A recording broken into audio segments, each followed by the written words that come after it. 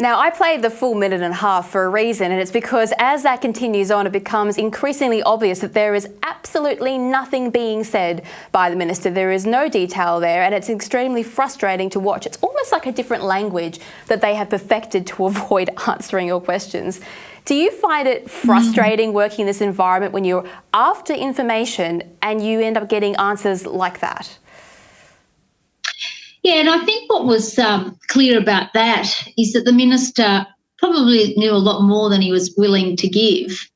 And given that net zero legislation was already on the table at that stage, and knowing that those targets that they were going to implement and have now implemented through the Parliament would absolutely give them the impetus and the opportunities to fast-track these projects.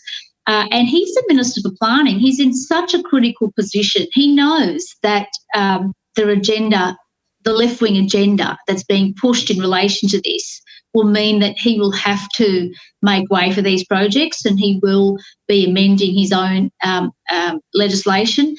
And he's just unwilling to provide that kind of detail. Why not be honest with the public? If you're so proud of your achievements when it comes to pushing renewables, why not be very clear with the public that irrespective of what they say or what submissions they put forward or their opposition, that you're going to still pursue these sorts of projects? They're just not being honest with the public.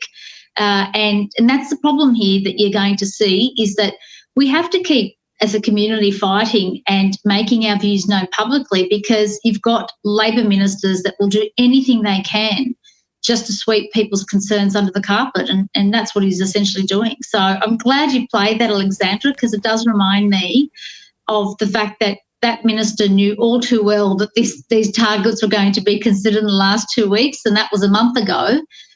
He knows that they're going to fast-track these projects at the expense of communities' interests.